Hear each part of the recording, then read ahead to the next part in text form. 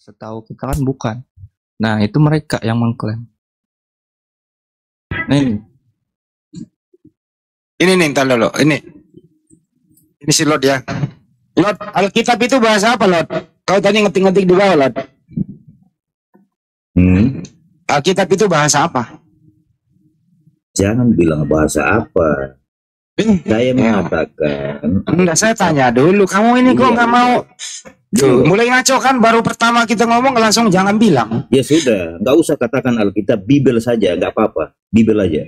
Ya udah Bibel, tapi kamu bilang tadi di bawah Alkitab lebih ini.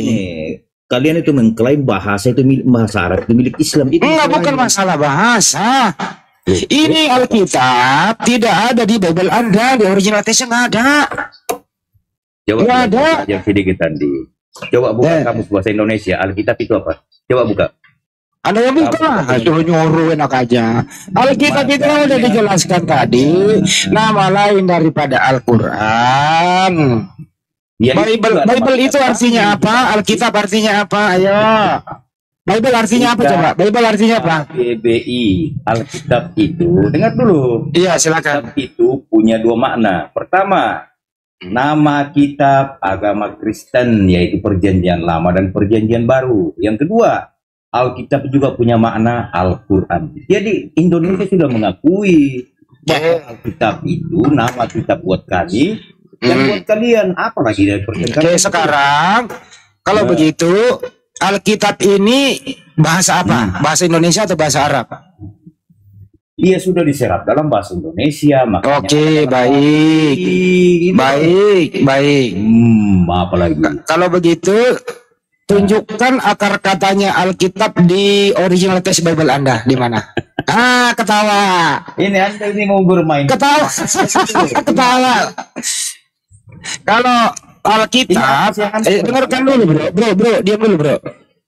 Tadi Ustaz Tata udah menerangkan, ya, akar kata atau Alkitab itu ada di surat Al-Baqarah. Tadi udah dijelaskan. Zalikal kitabul la raiba fihi hudal lil muttaqin, kan ada.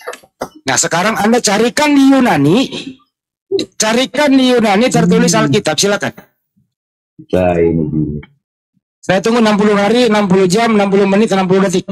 Ini loh Pak Handi. Ya nggak bisa begini bro. Harus Anda dengan tolong carikan. Anda yang nggak bicara, nggak bisa. Saya nggak mau dengar orang ngeyel di sini. Ini hari-hari kebenaran. Nggak bisa mendengar orang ngeyel bro. Kalau nggak sanggup turun. Tunjukkan di mana akar kata Alkitab yang berbahasa Yunani. Kalau tidak ada, sobek itu sampulmu. Jangan nepu-nepu. Silakan cari. Diskusi ya begitu. Nggak boleh. Orang salah dimaklumi. Ini sakral, soalnya sampul, coy. Silakan cari akar kata Alkitab yang berbahasa Yunani. Begitu cara diskusinya. Kalau nggak ada, ya sobek itu sampul. Ganti menjadi Bible. Biar jelas perbedaannya. Buku Anda dengan kitab kami. Itu maksudnya. Jangan maling-maling di Republik ini. Dikasih tahu jangan ngeyel coy. Akui saja, akui. Akui kalau tidak ketemu. Oh iya, memang nggak ada. Ini kan nama lain dari Al-Quran. Tapi kami coba-coba ngambil-ngambil. Berusaha. Bahwa itu juga punya kami. Ya cari akar katanya. Kalau nggak ketemu ya tinggalin. Berarti Anda dibodohi juga oleh OLAI. Begitu dong cara diskusinya. Tidak ada pemaklumat. Membenarkan sesuatu yang tidak benar. Nggak bisa. Anda lah yang harus meriset mindset Anda. Selama ini dibodohi oleh terjemahan. Anda yang merubah. Anda tua kok. Udah pintar kan Anda ini. Kenapa nggak mau dirubah mindset itu? Kalau tidak ditemukan di original teks, ya berhenti. Jangan ke Islam-Islaman. Saya ini bro, ingin Anda itu menjadi Kristen yang benar-benar terlihat Kristen. Sebagaimana yang ada di original teks. Jelas di sana gitu loh. Dengar dulu. Coba carikan dulu, ada apa enggak? Dengar dulu, gini. Kenapa saya typing tadi di bawah? Karena Anda mengatakan ke Ustaz Tata, kenapa orang Kristen tidak bisa disadarkan? Kan begitu? Nggak usah dulu. Ini Anda nggak sadar ini, bro. Anda nggak sadar ini. Mengatakan bahwa kami mengetahui bahwa Bible atau Alkitab itulah kebenaran yang hakiki dibanding Al-Quran. Itu alasannya. Kan begitu.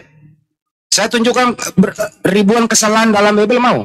Nggak perlu kesalahan. Oke. Gini loh Bang. Katanya nggak. Saya bisa tunjukkan ribuan kesalahan. Dengar dulu. Ya. Bagaimana saya lebih percaya Alkitab dibanding Al-Quran? Bible, Alkitab, Al-Quran juga. Alkitab, Al-Quran juga. Kesaksian para nabi yang sangat relevan dengan sejarah. Kamu kemana-mana ini nggak berbicara teologis. Saya nggak mau berbicara teologis. Saya mau berbicara kritik teks. Teks ini lokal teologis, gua pampet nanti kalau teologi. Ini masalah judul sampulnya Alkitab. Carikan di original teks Anda itu mana original teks Alkitab Yunani itu dulu lu cari. Kenapa lari ke dalam? Kenapa Anda teologis? Cari dulu itu loh. Dengar dulu. Dari mana dasar hukumnya? Nih atur sabar muda ya.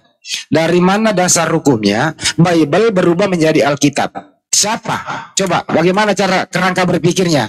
Kerangka menerjemahnya? Ilmu apa? Metode apa yang dipakai? Coba metode apa yang dipakai Bible berubah menjadi Alkitab? Jelaskan. Jelaskan. Sudah. Ya jangan dipotong lah. Ya kalau Anda nggak jawab saya potong lah. Ngapain lu dengerin orang Gabriel? Kitab-kitab Nabi yang saya bukan itu saya tanya. Bukan itu yang saya tanya. Bukan itu yang saya tanya. Metode apa yang Anda pakai? Dengerin pertanyaannya. Metode apa yang Anda pakai? Ya, sampul yang dibawa oleh Belanda Biblos atau Bible berubah menjadi Alkitab. Metode apa yang Anda pakai? Silakan. Jangan di-mute ya, jangan dipotong. Saya mengatakan bahwa Alkitab itu hanya sebuah istilah dan itu hanya ada. Saya nggak nanya itu. Jangan di-mute, gimana? Saya nggak nanya itu, saya ulang pertanyaannya ya. Metode apa yang Anda pakai? Ya, Bible atau Biblos yang dibawa oleh penjajah berubah sampulnya menjadi Alkitab. Bible berubah menjadi Alkitab. Metode apa, cara apa, pendekatan apa yang Anda pakai sehingga bisa berubah makna ini, berubah tulisan ini? Silakan. Jangan dipotong ya. Alkitab di dalam bahasa Arab itu juga dipakai di negara-negara Arab yang disebut Alkitabul Muqaddas gitu loh. Nah, apa yang masalah di situ? Kalau di negara berbahasa Arab saja menggunakan istilah itu. Anda nggak jawab, saya potong. Anda nggak jawab. Metode apa? Ngerti nggak sih metode itu? Ngerti nggak sih?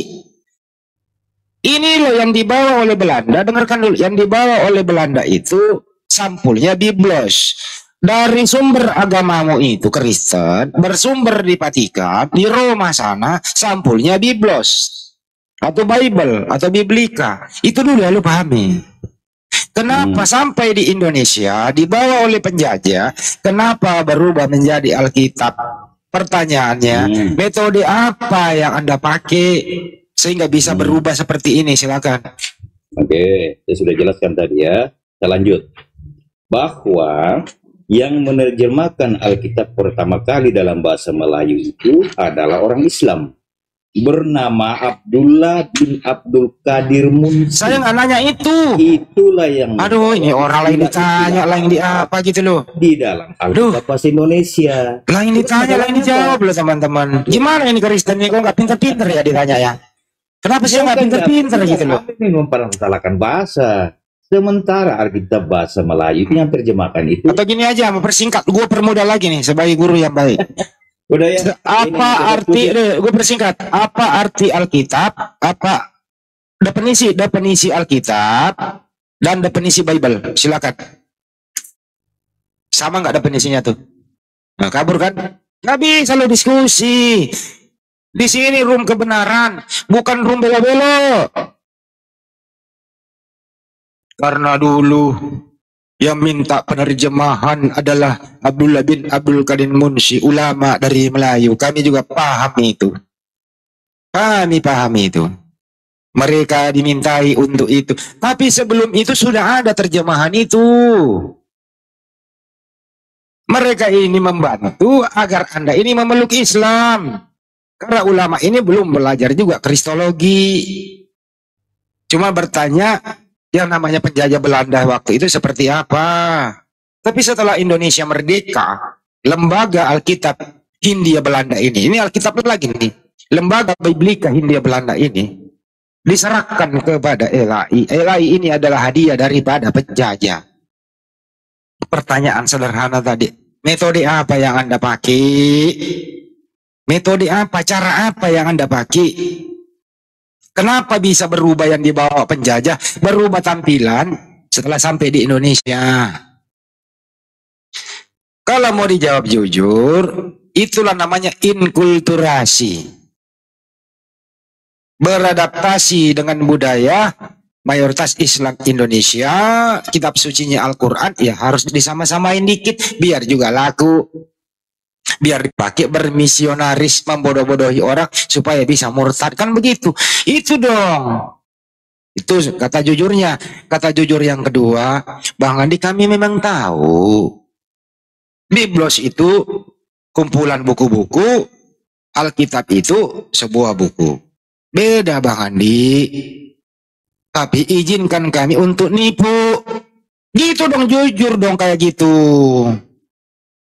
Tapi ini jawabnya, dulu memang dibantu oleh para ulama. Terus Kristen Arab juga pakai. Bagaimana kok menjawabnya kayak kucluk, cuplis? Jawab dong dengan jujur, supaya tercerahkan semua. Biar cerah gitu loh. Ya, roba warna, roba bentuk, roba sampul, roba judul, Bible menjadi Alkitab, ya karena mau dipakai untuk misionaris, mau dipakai untuk nepu-nepu. Begitu dong. Kenapa nggak mau jawab kayak gitu? Karena kalau kami terus pakai Bible di sampulnya, terlalu kelihatan perbedaannya antara Kristen atau kitab suci Kristen dengan kitab suci umat Islam. Nanti terlalu jauh perbedaannya. Gimana cara menjualnya? Kalau kelihatan sudah berbeda, bagaimana cara menjualnya coba? Laku kagak? Enggak. Supaya laku harus dikawe-kawekan. Gitu dong. Enak aja lawan gua lo. Ini hari-hari semangat gua. Jangan coba-coba lo. Saya nggak kasih waktu untuk muter-muter. Paham lu pada? Paham? Lebih baik kau pergi jauh-jauh dari sana. Saya ingin orang yang jujur. Saya ingin orang kembali kepada akal yang dipakai. Bukan muter-muter. Kayak angkot. Oke? Yang muter-muter nah sini. Saya ingin orang jujur. Kalau nggak tahu bilang tidak tahu. Kalau tahu jelaskan. Jangan so tahu muter-muter. Kak Kandani kok ngeyel. Ya wes, lanjut lagi Tat. Selesai tugas gua. Lanjut. Ben, cepet Ben. Apa Ben? Tanya apa Ben? Ben ini lagi sasarannya. Gitu Mas Ben, cara naboknya Oten. Jangan mau diputar-putar. Lanjut. Betul Bang Andi. Ya, karena begini ya Bang Andi ya. Nanya lagi Ben, cari lagi Ben.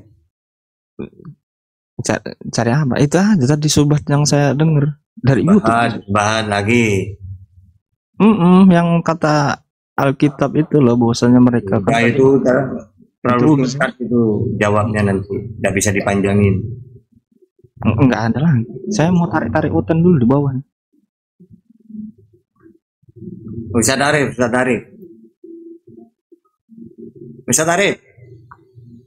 Sini aku nanya Ustaz Tata. Kalau di semua kata menurut Ustaz Tata, istilah-istilah Islam itu Tat. Alkitab dihapus semua, sampul itu menjadi Bible. Allah tidak ada lagi di dalam. Allah, Rasul, semuanya dia. Menurut Ustaz Tata, apa yang mereka lakukan Tat? Apa mereka banyak memeluk Islam atau malu mereka? Gimana Tat? Yang jelas itu tambah sulit berdakwahnya. Misionarisnya itu sulit. Karena mereka ini menipu orang lain itu gini. Kamu tahu kan bahwa Yesus dalam Quran itu kan terkemuka gitu.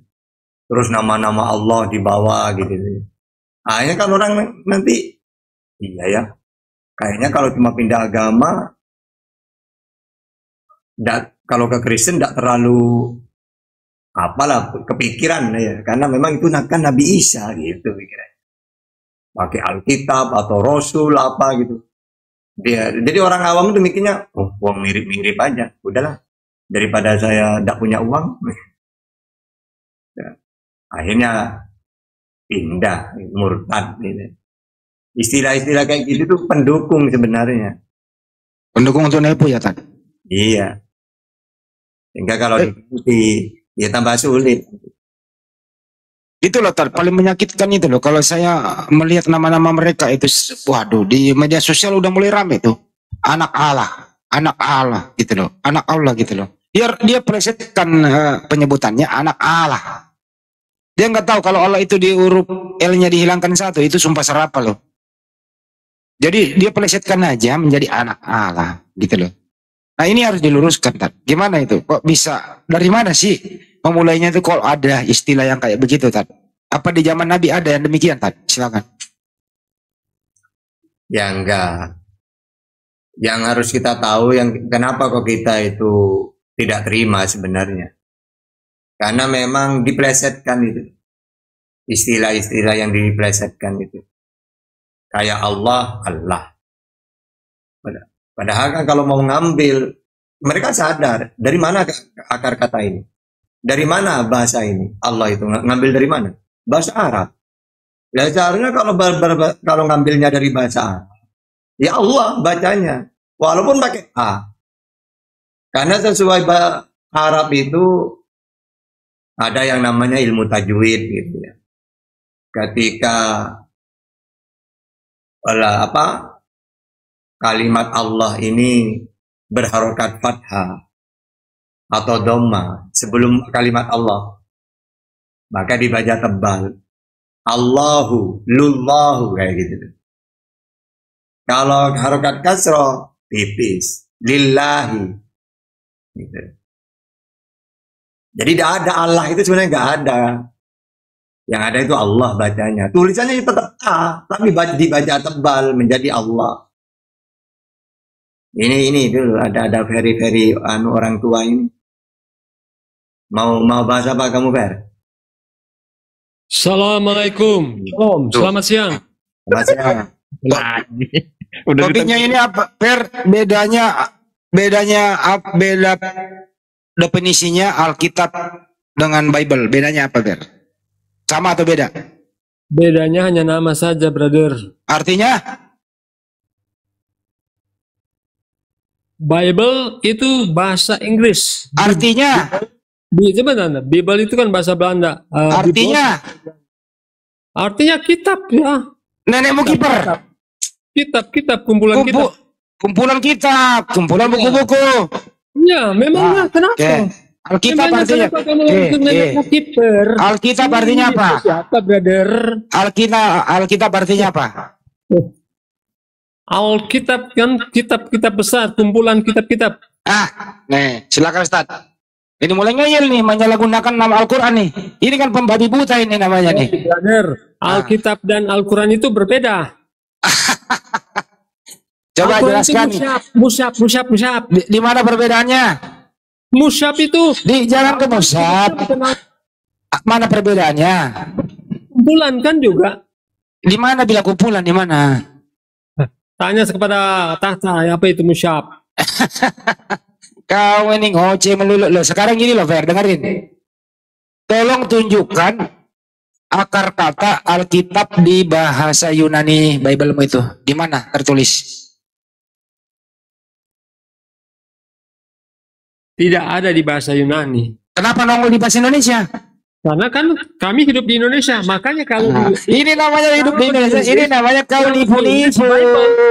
Ini namanya kau. Tapi Ini kalau di namanya, Arab, ini namanya kau nipu-nipu. Tidak ada harga dirimu. ini Tidak ada jati dirimu. Tidak ada harga dirimu. Tidak ada jati dirimu. Kau nipu-nipu. pemilik Gitu bahasa loh. komplain kok Anda komplain. Udah udah tahu tidak ada. Kalau tidak ada ya sudah. Kenapa? Kenapa? Dengerin Per. Kenapa kamu gengsi pakai biblos? Kenapa gengsi pakai biblos? Kenapa harus Alkitab Tinggal di dipakai? Indonesia. Karena Hah? kami tinggal di Indonesia. Kalau kami tinggal di Yunani, kami gunakan Biblos. Kalau kami tinggal di Inggris, kami gunakan Bible. Berarti ya Kristen di Indonesia beda dengan Kristen di luar negeri, betul? Sama. Samanya di mana? Samanya di mana? Bungkusnya ya udah beda. Imannya sama. Sampulnya aja sudah. beda. Sampulnya saja sudah beda. Bagaimana lu katakan sama? Sampulnya udah beda, lu bilang sama. Bahasanya berbeda. Itu aja. Ya beda namanya. Kalau udah beda dasar. Anda tidak paham sih? Udah dasar pemakan babi kau, diam kau. Semuanya gantian. Kalau sudah begini nggak usah. Gak bisa diajak teman-teman, bener. Udah beda ya beda. Kita butuh orang jujuran ini, Per. Kalau kau masih begini terus, ya sudahlah. Kami butuh orang jujur hari ini. Serius. Kalau sudah mengatakan beda ya beda. Arti dan maknanya juga beda. Tapi dia mengatakan Kristen Indonesia sama luar negeri. Gimana ceritanya? Sampulnya udah beda kok. Udah tahu itu lebih blos kumpulan buku-buku Alkitab sebuah buku gitu loh. Beda makna. Kalau kau tadi jujur, versi pertahankan kau di sini jujur. Oh ya maaf lah. Kita memang di original teks nggak ada. Karena KBI di Indonesia ya harus kami ke Islam lah. Supaya kami tidak terlalu pagan gitu loh. Silakan Ustaz, apa itu pagan, Tad? Apa sih pagan ini? Kenapa ini pagan ini merusak tatanan orang beragama nih, Tad? Silakan terangin, Tad. Ya, tanda-tandanya pagan itu orang yang tidak mengenal Tuhan itu pagan. Sehingga mereka mengikuti pikiran mereka. Contohnya, Allah kalau tidak mengutus para nabi, pasti orang-orang pagan rata-rata. Mau kenal Tuhan dari siapa? Nah, justru Tuhan mengutus para nabi itu untuk memperkenalkan Tuhan yang benar.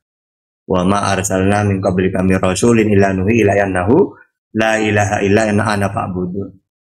Jadi semua para nabi itu diutus untuk menyampaikan, untuk mengenalkan bahwa tiada Tuhan selain Allah. Karena memang kalau di luar sana manusia sudah tersebar ke seluruh dunia sudah, atau ke seluruh bangsa-bangsa atau suku-suku.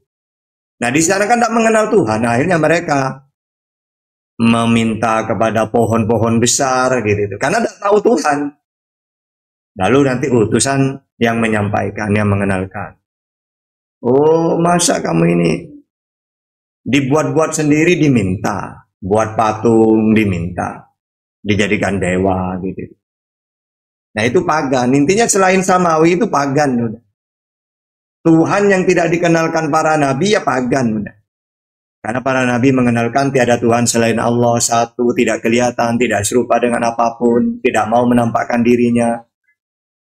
Nah, kalau Kristen itu pagan, Kristen itu. Pagannya di mana? Tuhannya lebih dari satu.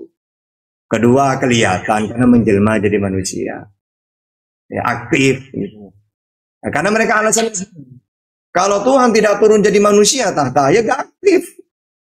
Tuhan itu kuasa, makanya dia mau turun ke dunia. Nah itu pagan sudah itu. Kayak dewa-dewa gitu ya. Karena Tuhan yang dikenalkan oleh Yesus tidak pernah turun, tetap di langit kata Yesus. Tidak kelihatan, tidak serupa, gitu. Silakan. Ini lagi di bawah nih. Batu ajar was. Ini kalau si Per ini kalau nggak menghujat, memang dia kerjanya hujat ini. Nanti ku suruh orang nanti kau cari rumahmu di sana, Fer. Seperti sihir dia. Nih, menghujat lagi di bawah nih. Batu Hajar Aswad. Batu Hajar Aswad adalah dewa citra. Di mana lagi gitu loh. Kalau saya juga berbalas pantun sama Anda, kami Muslim tidak boleh berbalas pantun menghujat. Kami harus berbicara sesuai data dan fakta begitu. Ditunjukkan kebenaran, dia membalas dengan hujatan gitu loh. Jadi memang ini ajaran pagan ini memang harus dibungkus dengan berbau Islam supaya laku pagannya. Kalau dijual telanjang, pagan ini nggak laku. Makanya masuk ke Republik dibawa oleh penjajah, gitu ya. Dibungkuslah dengan istilah-istilah Islam agar mudah untuk dijual. Nah kalau dijual telanjang tanpa ada bungkus Islam, kagak laku pagannya. Itu satu. Mereka ini memang kayak si Perry ini gitu ya. Si Perry ini yang nabinya dari Amerika, Ellen Joy gitu ya. Nabinya si Perry ini adalah perempuan begitu. Ya kerjaannya memang suka menista, menghujat. Membuat suatu istilah-istilah kemudian dia pakai yang tidak dikenal oleh umat Islam. Ini akan memancing kerusuhan, memancing emosi kita. Gitu loh. Disuruh buktikan ya muter-muter kan juga gitu loh. Itu Ustaz, itu katanya batu hajar aswad adalah dewa citra. Apa lagi? Dewa cinta. Sorry, dewa cinta. Di mana ada dewa cinta gitu loh. Kalau Anda itu dewa. Theos itu mau terjemahkan ke bahasa Indonesia adalah dewa. Tuhan itu diterjemahkan ke Yunani Arkontas. Jadi di Yohanes 1 itu Theos dewa. Ya. Ini ya, Ustaz, diluruskan ini penghujat di si Ferry di bawah ini yang tadi ini tidak ada isi kepalanya nih. Menghujat, membuat statement tadi. Batu hajar aswad adalah dewa cinta. Silakan. Nah, yang banyak orang tidak tahu, seakan-akan kiblat itu batu bangunannya itu. Padahal bukan. Yang disebut kiblat itu ya tanahnya itu. Andai kan ada gempa bumi, Ka'bah hancur semuanya, ya tinggal dibangun lagi. Ya, walaupun nggak ada hajar aswad, nggak ada bangunan, nggak masalah, bukan itu kiblatnya. Begitu juga agama samawi Israel itu dulu. Jadi udah ditentukan oleh Allah.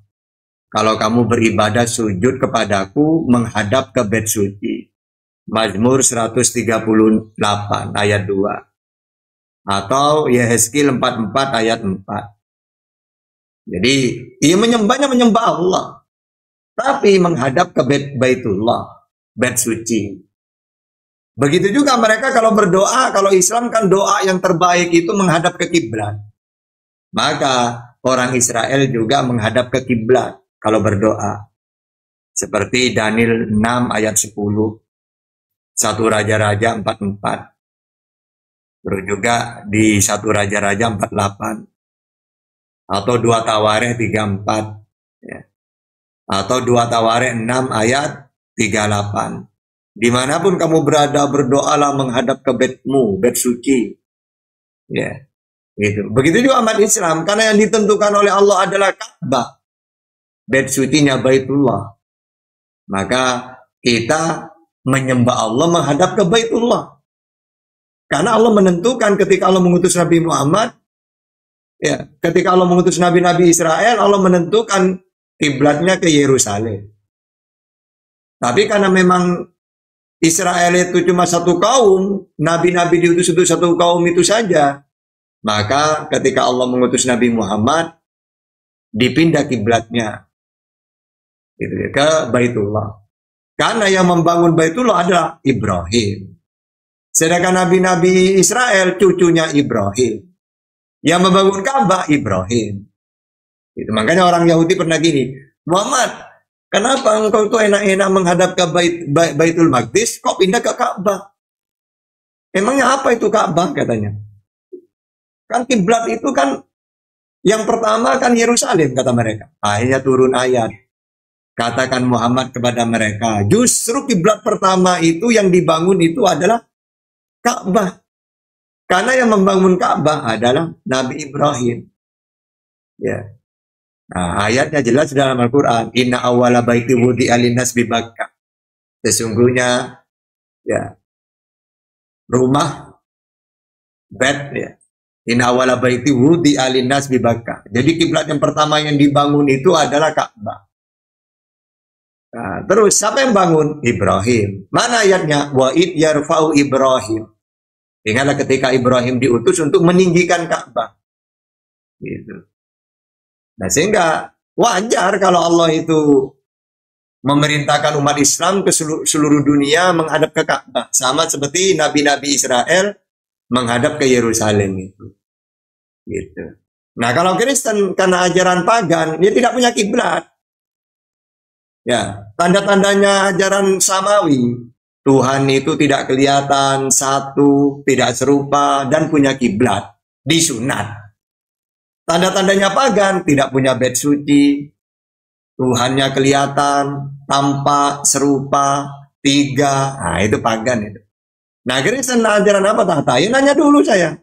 Tenotan Tuhanmu berapa? Sebutkan. Oke, tata, Bapa, Anak, Roh Kudus. Oke, pagan.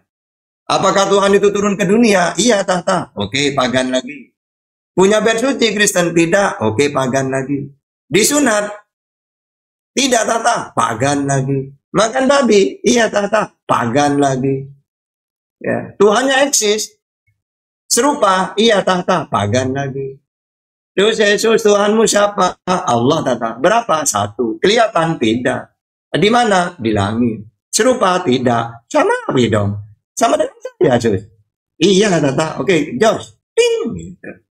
Sama-sama samawi. Gitu. Ya. Jadi pada prinsipnya semua para nabi itu punya kiblat. Yesus berkiblat. Potensi Peri tidak punya kiblat. Karena dia tidak punya kiblat, dia nyari dero.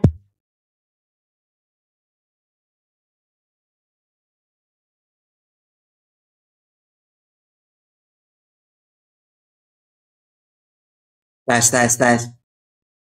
Mana Bang Andi? Ya, kenapa suara tiba-tiba hilang Bang Andi? Mic-nya lagi kayaknya tuh. Suaranya hilang Bang Andi. Keputus.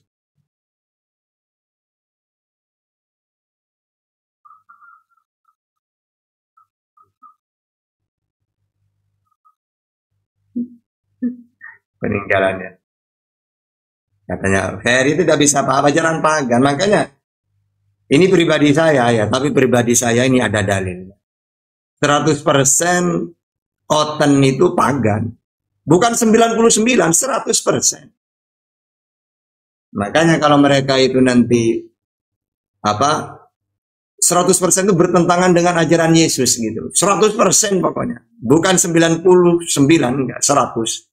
Andai kan masih ada, misalnya berapa persen, pokoknya paling atas sudah pagannya itu. Makanya Oten ini kalau kita teliti 100% penyesat ajaran Yesus. Nah kalau saya ya gak ada apa sih sesat. Suara saya hilang tadi ternyata. Aduh, saya ngomong. Apa? Soalnya mati, nggak cas.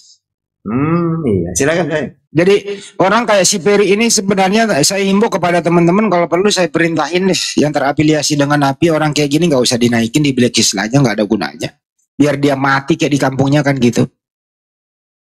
Kenapa ya? Memang ini nggak mau diskusi, dia penghujat. Tunggu aja Per, tunggu aja nanti. Tiba-tiba nanti ya ada orang yang datang ke rumahmu menyalami kamu lah gitu loh ya.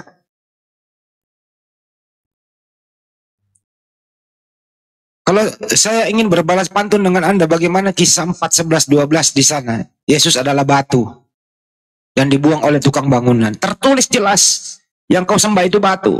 Yesus itu batu gitu loh. Gitu ya. Orang kayak gini, kita blacklist aja bro. Diblokir aja dari akun ini, selesai kan. Nah, setiap nanti gue ada, kalau teman saya kelupaan, lu ada, gue blokir. Supaya kau hilang dari kehidupan umat Islam. Orang kayak begini nggak layak hidup di republik ini. Nggak layak dihidup bersosialisasi. Karena memang tujuannya untuk menghujat. Masih banyak kok Kristen-Kristen yang lain yang baik bisa diajak diskusi. Setuju ya teman-teman ya?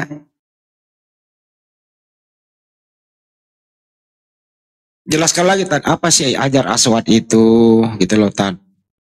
Apakah mencium Hajar Aswad itu memang menghapus dosa? Apakah wajib hukumnya seperti apa begitu? Pernah nggak Hajar Aswad itu nggak ada, terus kembali lagi, dan tetap kita tanpa Hajar Aswad tetap kiblat umat Islam itu adalah Ka'bah, karena perintahnya memang demikian. Itu dulu tak dijelaskan supaya si pemakan babi cuplis ini ngerti gitu tadi. Lanjut. Iya, makanya Hajar Aswad itu ditaruh di situ. Ya cuma dimulia saja. Ya, karena memang sejarahnya itu loh. Kalau kita tahu sejarahnya kan sebenarnya ada sangkut pautnya dengan kiblat gitu loh. Intinya itu yang harus kita tahu. Terus kenapa kalau mencium loh? Ini kan kita itu gini loh ya, namanya pengikut itu mengikuti. Nabi Muhammad mentuhankan Allah, kita tuhankan Allah. Nabi Muhammad dirinya utusan, ngakunya utusan, ya kita imani utusan. Nabi Muhammad sholat, kita sholat. Nabi Muhammad puasa, kita puasa. Ya. Terus Nabi Muhammad pernah mencium Hajar Aswad, karena kita mengikuti sunnah hukumnya, maka kita cium juga. Berarti kita ikut gitu loh, mengikuti hukumnya sunnah. Sunnah itu kalau dilakukan dapat pahala. Kalau tidak dilakukan tidak apa-apa. Ya, makanya kita tidak mencium juga gak masalah gitu. Tapi karena Nabi pernah melakukan, kita mengikuti gitu loh. Ya beda dengan Kristen. Kalau Kristen, Yesus mentuhankan Allah, yang Esa enggak. Saya gak mau Tuhan itu kamu, sus. Dan 3 Tuhan saya gitu. Tuhannya Yesus, kata Yesus tidak kelihatan, gak mau saya Tuhan yang kelihatan, kata Kristen. Kata Yesus, berarti kamu menantang saya? Nggak peduli. Pokoknya Tuhan itu kelihatan. Ngapain Tuhanmu yang dikenalkan kamu, sus? Masa saya suruh menyembah Tuhan yang tidak kelihatan? Nah, itu ya. Jadi mereka itu ibaratkan debat dengan Yesus sebenarnya. Gitu ya. Nah, terus Tuhanku di langit tidak mau turun? Enggak, ngapain menyembah Tuhan tidak mau turun? Ya, silakan, sus. Kamu mentuhankan Tuhan yang tidak pernah eksis. Saya tidak mau. Terus kamu mentuhankan siapa? Kamu aja ya. Nanti kalau kamu udah ada tak lantik, nanti ada konsili nanti. Mau nggak kamu tak jadikan Tuhan? Oh, saya tampor kamu gitu ya. Ya. Jadi apa? Mereka ini 100% bukan pengikut. Nah kalau umat Islam mengikuti, kenapa Hajar Aswad dicium? Karena Nabi pernah nyium. Tapi Nabi mencium itu cuma ibaratkan gini loh. Saya punya akik. Punya batu emas luar biasa. Atau ada orang seperti orang timnas dapat juara 1 timnas, nanti kan dapat piala, dicium. Ya cuma nyium itu memang menurut umumnya itu piala yang luar biasa, istimewa, dicium. Tidak masalah nyium. Atau saya mencium guru saya tangannya, kan cium, kan ada hukumnya dengan akidah, ada urusannya. Begitu juga Hajar Aswad. Ya, mau dicium mau tidak, kayak mau ada di Ka'bah atau tidak ada masalah. Cuma ketepatan saja ada di situ gitu loh, dilindungi. Ya gitu. Nah, mereka tuduh kalian ke sana menyembah batu. Loh, batu itu tidak ada hubungannya dengan kiblat itu. Andai kan tidak ada, tidak masalah. Tapi karena itu memang karena sudah dari dulu dimuliakan. Ya, karena sejarahnya itu kan dari surga dulu. Dulu Adam itu kan pernah di surga. Lalu dia rindu ke surga. Akhirnya malaikat kasihan. Cuma diberi kenang-kenangan batu. Gembira sudah. Ibaratkan apa ya? Saya dulu pernah di Palu dengan Bang Handi dulu pernah. Saya rindu ke Palu itu. Tiba-tiba Bang Di kasihan. Dia bawakan makanan khas Palu ke saya. Kan saya senang gitu. Nah Nabi Adam juga rindu ke surga, akhirnya diberi batu dari surga.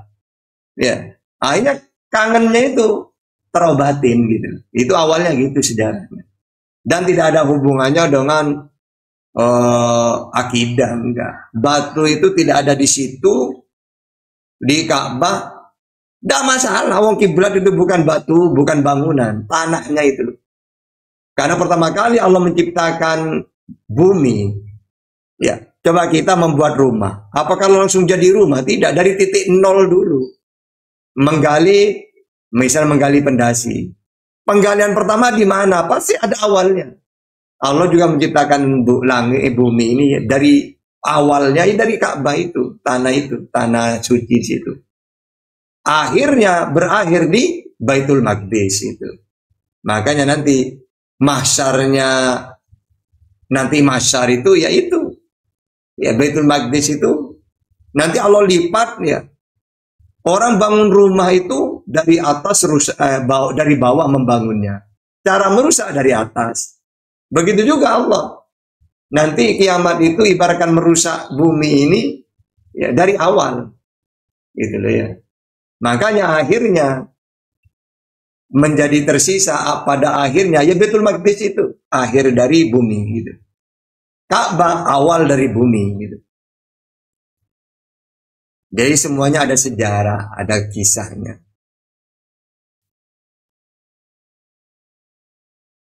Nah kalau Kristen tidak tahu apa-apa kayak gitu itu, ajaran pagan. Mereka itu tahunya Tuhan itu harus wujud, harus kelihatan. Nah, walaupun bertentangan dengan ajaran Yesus. Karena Yesus itu Tuhannya tidak kelihatan, tidak mau turun. Jadi mereka itu sebenarnya penyesat ajaran Yesus sebenarnya. Berapa persen? 100%. Gitu. Makanya kita itu sebenarnya kasihan. Ke Yesus itu kasihan kita itu. Capek-capek mengenalkan Tuhan yang benar, mengaku dirinya utusan, difitnah menjadi Tuhan. Ini kan kasihan gitu. Ibaratkan Bang Handi, diutus oleh API ke Papua untuk mengharumkan nama API. Dia ngaku saya ini diutus oleh API. Ketuanya siapa? Ustadz Alif gitu, Bang Juma gitu. Kamu siapa? Saya utusan. Tiba-tiba Bang Handi pergi, ketua API adalah Handi, kan difitnah kan? Ya udah tahu dia ngaku utusan, wakil, ya kan menjelek-jelekan orang-orang kayak gini. Ya, hanya Bang Handi ditanya, Bang Handi, kamu benar dulu waktu saya utus mengaku dirimu ketua API? Tidak, demi Allah saya tidak pernah mengatakan. Begitu juga Yesus di dalam Al-Maidah 116. Wahai Isa, benar kamu dulu mengaku dirimu dan ibumu sebagai Tuhan? Tidak ya Allah, gitu. Saya tidak pernah mengatakan seperti itu. Yang aku sampaikan, aku ini utusannya Allah untuk Israel. Matius 15:24. Berdoa untuk Israel. Matius 17:9. Yang aku hakimi cuma 12 suku Israel. Matius 19:28. Juru selamat untuk Israel. Ya, KPR 13:23. Pemimpin untuk Israel, Matius 2 ayat 6. Dan saya nabi, ya Allah ngakunya beneran loh. Markus 6 ayat 4, Yohanes 6 14, Lukas 24 19, Matius 21 10. Dan saya mengatakan saya ini utusan penyampai firman, Yohanes 12 50, Yohanes 17 8. Dan saya sudah memperkenalkan Tuhan itu engkau ya Allah. Hai Israel, Tuhan Allah kita, Tuhan itu Esa. Tiba-tiba saya tidak ada, malah saya dituhankan. Ya Allah, maaf ya Allah, beneran bukan, saya tidak pernah ngaku. Sama dengan gini, kata Bang Handi, demi Allah saya tidak pernah mengatakan saya ini ketua API. Saya sudah mengatakan kepada mereka, saya ini diutus oleh API. Demi Allah gitu. Berarti siapa yang salah? Yang salah ya orang yang memfitnah gitu loh. Oh Andi ini ketua API. Atau orang Kristen yang memfitnah Yesus Tuhan gitu. Sebenarnya kisahnya itu seperti itu. Makanya kasihan sebenarnya. Pertama kasihan ke Yesus, dua kasihan ke orang Kristen. Karena dibohongin dari awal, pengikutnya udah banyak. Nah, makanya untuk mencari kebenaran seharusnya dialog ayo gitu. Ya. Biar tahu yang sebenarnya. Silakan Ben, apa lagi Ben?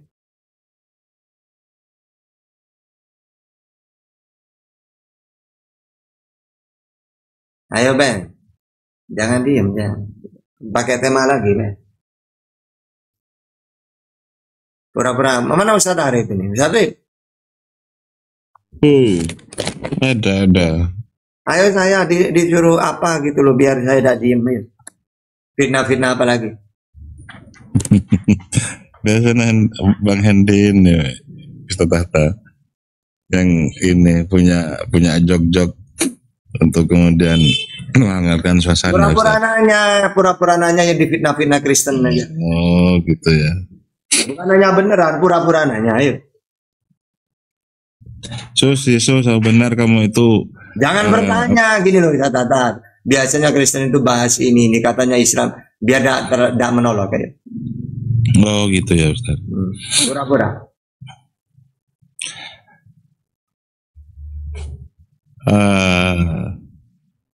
Jangan masa masih bingung, terserah apa aja, silakan.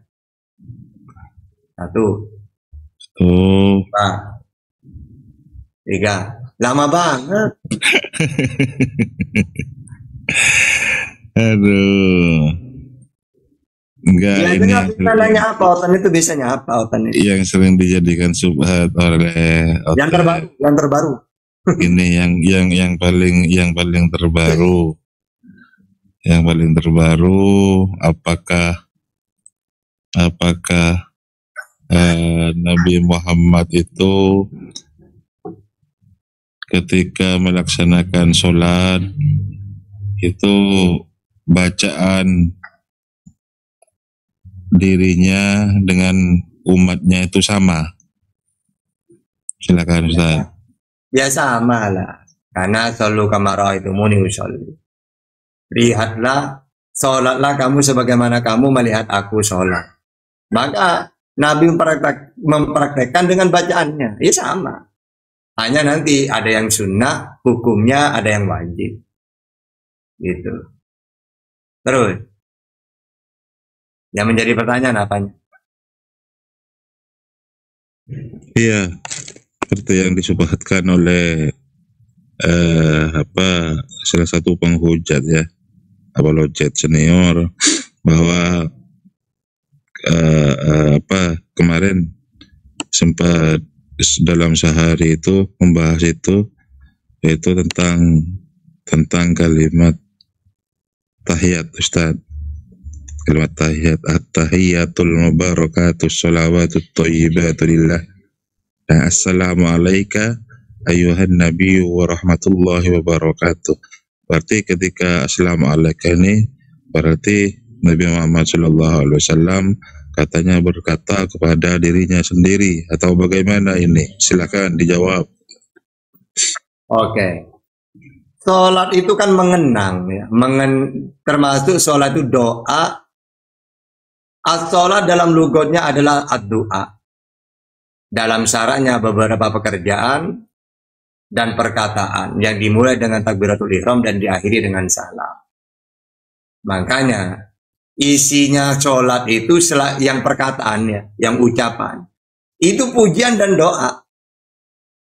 Gitu. Misalnya pertama Allahu Akbar, kan memuji itu. Alhamdulillah, Bismillahirrahmanirrahim, kan pujian. Dengan menyebut nama Allah yang Maha Pengasih lagi Maha Penyayang. Alhamdulillahirabbil alamin, pujian. Segala puji bagi Allah, Tuhan semesta alam. Ar-Rahmanir-Rahim, pujian lagi. Ya. Malik Yaumiddin, pujian lagi. Iyyaka na'budu wa iyyaka nasta'in, pujian itu. Hanya kepadamu lah aku menyembah, hanya kepadamu lah aku minta pertolongan. Baru doa. Ihdinas siratal mustaqim, itu doa. Ya, siratal ladzina an'amta 'alaihim ghairil maghdubi 'alaihim waladdallin. Terus nanti surat ya. Itu sunnah surat-surat itu. Rukuk, pujian rukuk itu. Subhana rabbiyal azim wa bihamdi, itu kan pujian. Lalu bangun dari rukuk. Pujian lagi. Rabbana lakal hamdu mil'u samawati wa mil'ul ardi wa mil'u ma syi'ta min syai'in ba'du. Pujian. Setelah itu sujud, pujian. Subhana rabbiyal a'la wa bihamdi, itu memuji. Terus duduk di antara dua sujud, doa. Rabbi firli warhamni wajburni warfa'ni warjubni wahdini wa'afini wa'fu'an. Nah, nanti atahiyat. Atahiyat itu kan kok di situ assalamu alaika. Kan itu kan Nabi Muhammad. Kok Nabi Muhammad membaca juga? Karena sholat itu mengenang juga biar tahu manusia. Bahwa dengan baca tahiyat, kita tahu inilah percakapan Rasulullah dengan Allah dulu. Waktu Mi'raj. Gitu loh. Biar, karena gini, ketika Rasulullah diantar oleh malaikat ke langit 1, 2, 3, 4, 5, 6, 7. Lalu Sidratul Muntaha. Nah, setelah Sidratul Muntaha kata malaikat cukup menyaksikan doang lah, nggak bisa masuk ke dalam, ke atas lagi. Ya Rasulullah, saya hanya menemani kamu sampai di sini. Loh, kenapa tidak langsung ikut ke atas? Tidak bisa, inilah batasnya. Tidak ada satu makhluk pun yang bisa menembus ini, kecuali engkau yang diizinkan oleh Allah. Berarti di seluruh langit dan bumi, mulai dari awal sampai akhir, tidak ada yang bertemu dengan Allah itu, ada batas. Cuma Rasulullah. Jadi walaupun Yesus mengatakan, kemudian duduk di sebelah kanan Bapak, kayak gitu tuh, itu maksudnya apa? Seperti umat Islam itu loh. Innalillahi wa inna ilaihi raji'un.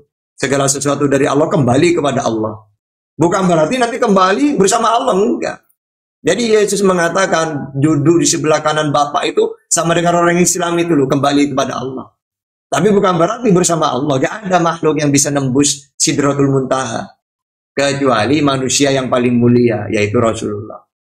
Lalu pertama kali yang Rasulullah sampaikan apa? At-tahiyyatul mubarakatus shalawatut thayyibatu lillah. Maka Allah membalasnya. Assalamu alayka ayyuhan nabiyyu wa rahmatullahi wabarakatuh. Lalu Nabi Muhammad membalas lagi. Jangan hanya saya ya Allah, umatku juga. Oke, assalamu alayna wa ala ibadillahi sholihin. Karena Rasulullah itu selalu sayang kepada umatnya, dipuji oleh malaikat. Asyhadu an la ilaha illallah wa asyhadu anna Muhammad Rasulullah. Ya. Nah, akhirnya diabadikan di dalam sholat. Supaya umat Islam itu tahu, oh inilah percakapan Allah dengan Rasulullah dulu. Ini bacaannya. Itu ya. Sejarahnya itu. Sama dengan gini lah fitnah itu. Katanya Al-Quran itu firmannya Allah. Kok siratal ladzina an'amta alaihim? Kok Allah mengatakan tunjukkanlah ke jalan yang lurus? Iya, itu firmannya Allah tapi diberikan kepada umatnya Muhammad Rasulullah supaya dibaca dalam sholat. Gitu loh, kan sholat itu memuji Allah. Muhammad, katakan kepada umatmu ya, kalau sholat baca seperti ini. Alhamdulillahirabbil alamin, segala puji bagi Allah Tuhan semesta alam. Itu untuk umatnya Rasulullah, Allah ayat itu, surah Al-Fatihah itu. Bukan berarti Allah juga mengatakan segala puji bagi Allah. Padahal dirinya sendiri, bukan gitu. Tapi surat Fatihah itu firmannya Allah disuruh baca untuk umatnya Rasulullah ketika sholat gitu. Ya sama seperti itu fitnah itu ya, fitnah tahiyat itu.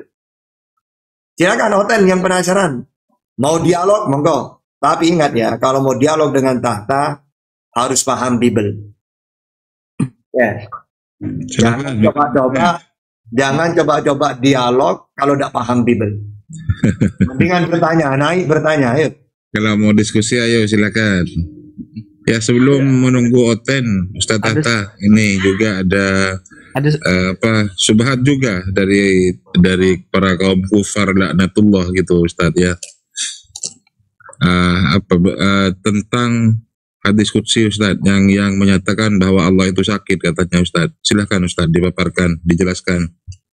Allah ya, itu sakit itu maksudnya begini loh. Barang siapa ya. Kenapa ketika aku makan kata Allah, kok kamu tidak memberiku makan? Maksudnya apa?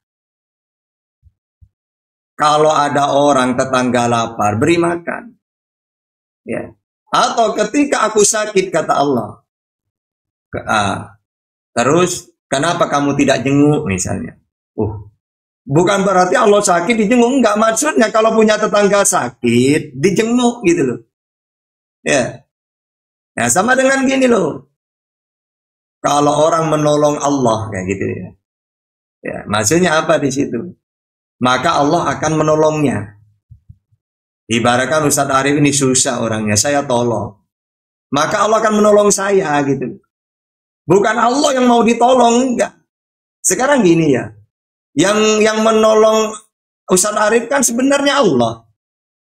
Tapi apa Allah yang langsung turun ke Ustadz Arif? Kan enggak.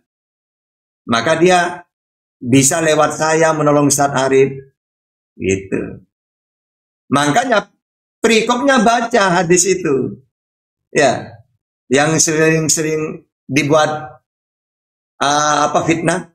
Ini di hadis ini kok Allahmu sakit kan gitu. Lo coba baca perikopnya. Apa judulnya hadis itu?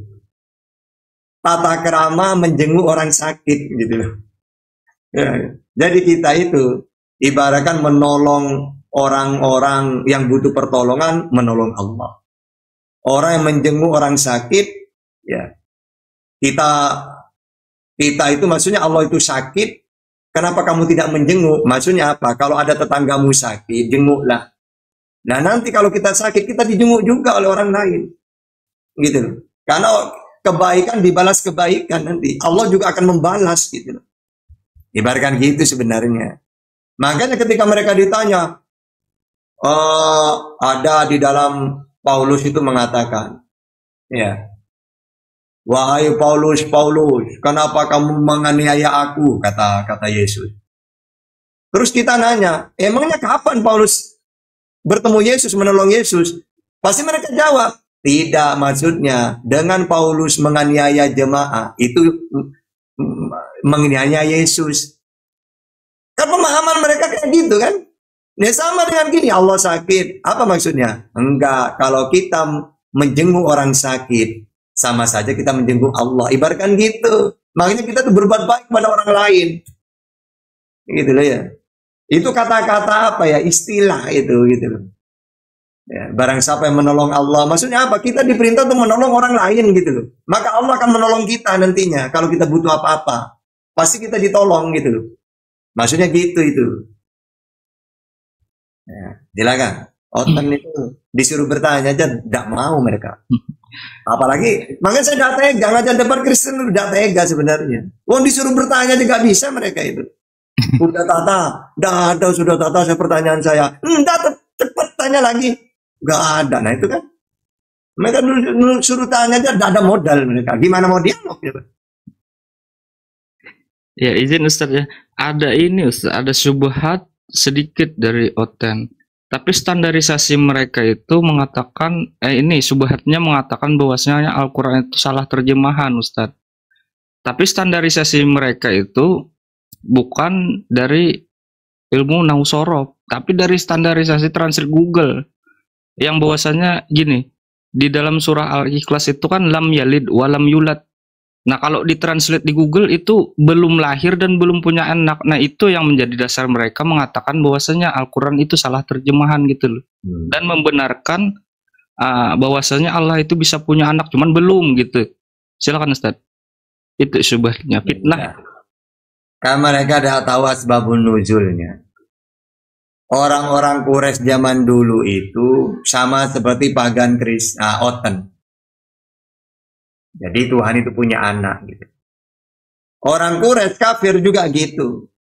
Mengatakan Allah itu punya anak, perempuan malah anaknya gitu. Terus, makanya Lata Uzza Manat itu dikatakan anaknya Allah. Akhirnya, ya, ini loh tanda-tandanya pagan itu. Pertama, Allah itu banyak. Pagan itu, Tuhan itu banyak. Kedua, mereka meminta ke berhala. Ketiga, punya anak Tuhan itu. Keempat, serupa.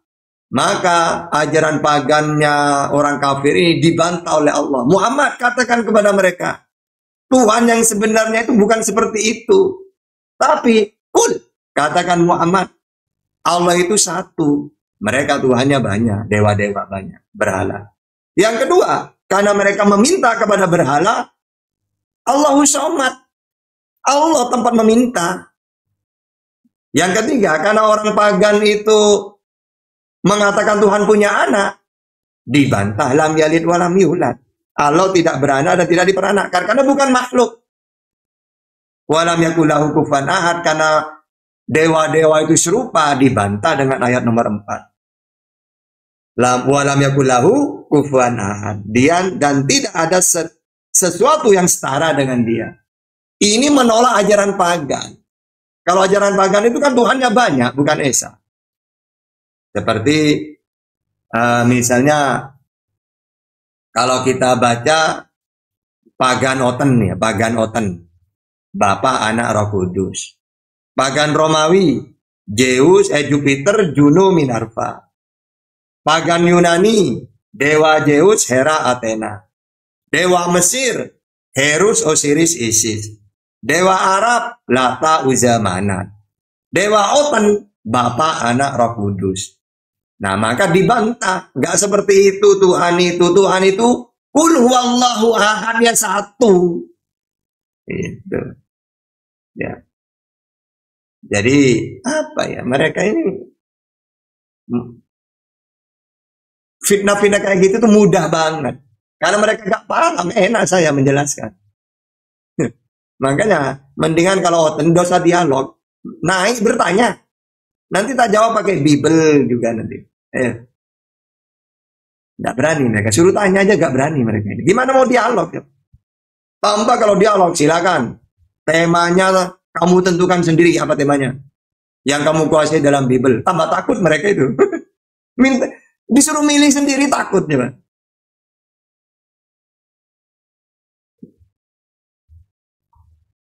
udah, silakan. Sama ini juga Ustadz, ada juga syubhat yang mengatakan kan baginda Rasulullah Shallallahu Alaihi Wasallam itu hidup pada zaman jahiliyah. Nah, mereka beranggapan bahwasanya Rasulullah itu juga bagian dari orang-orang jahiliyah itu. Nah, itu. Jadi sebutan jahiliyah itu di masanya Amr bin Luhai sebenarnya. Dulu betul. Tauhid itu dulu Arab itu. Di masanya Ismail kan anaknya Ibrahim. Di masanya Ismail Tauhid. Di masanya Bani Jurhum Tauhid. Lalu di masanya Bani Huza'ah malah mereka kena pengaruh ajaran pagan. Mereka menyembah berhala, buat berhala. Akhirnya saat itulah diberi gelar jahiliyah, bodoh. Tidak mengenal Tuhan. Ya. Nah, Nabi Muhammad sendiri paling benci ke berhala itu. Berarti bukan pagan, bukan jahiliyah. Coba ketika Nabi Muhammad, baca sejarahnya ketika Nabi Muhammad itu pergi ke Sam, ketemu dengan pendeta Bahira. Itu pendeta Bahiranya dikira Nabi ini ke berhala juga ya. Apa Baal kayak gitu tuh. Apa kata Rasulullah? Jangan sebut nama itu. Saya tidak suka. Karena aku membencinya. Iya gitu. Jadi Nabi Muhammad bukan jahiliyah. Buktinya dia benci ke berhala itu. Gitu. Jadi mereka ini, aduh, udahlah.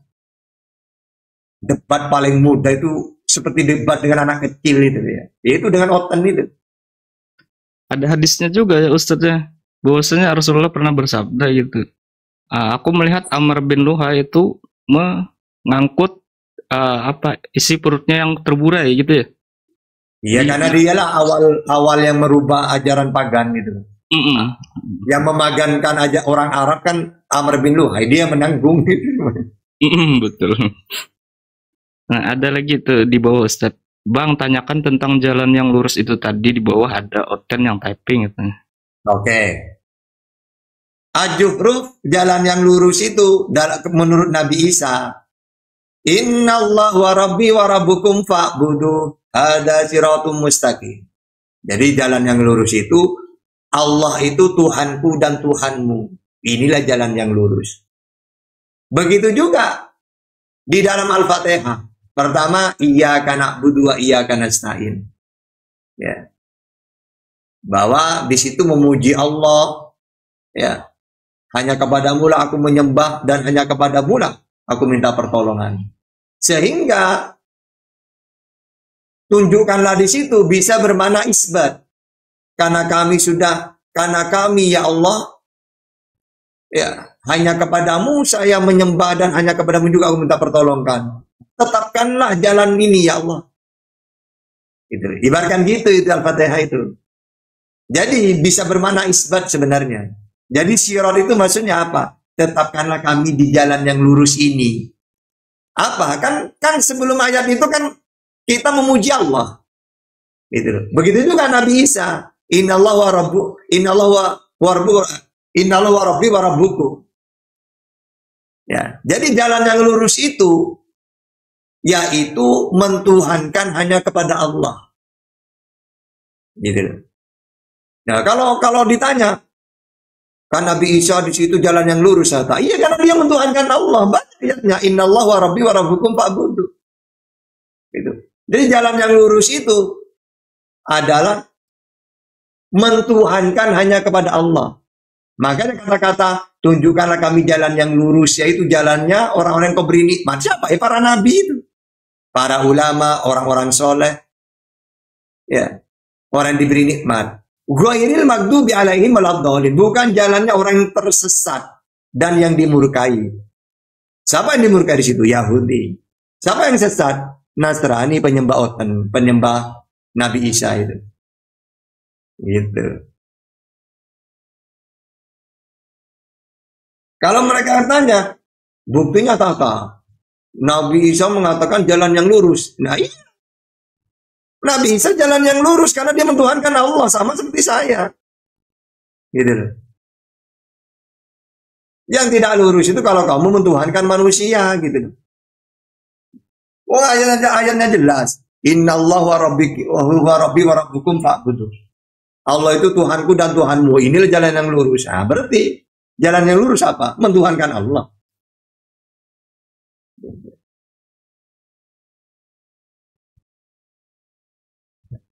Oke, apa lagi? Iya, Ustaz.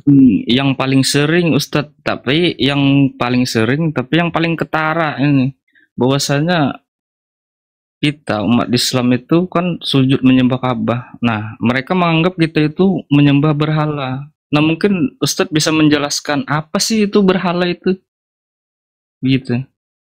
Nah, ada tidak kita sujud menyembah Ka'bah? Nah, begitu. Kalau itu tadi sudah Mbak Ben. Jadi ya berhala itu ya sesuatu yang dibentuk disembah ya berhala. Makanya di dalam hadis dilarang buat patung itu. Ya, berbentuk apapun tidak boleh. Karena awalnya pagan itu kan dari patung kan. Di zamannya Nabi Adam gak ada pagan masih. Tauhid. Tiba-tiba di zamannya Nuh 1000 tahun kemudian Iblis datang untuk menyuruh orang buat patung. Patungnya orang yang dikultuskan gitu. Awalnya tidak disembah. Tapi disuruh mengenang doang. Misalnya ada orang ngefan banget ya.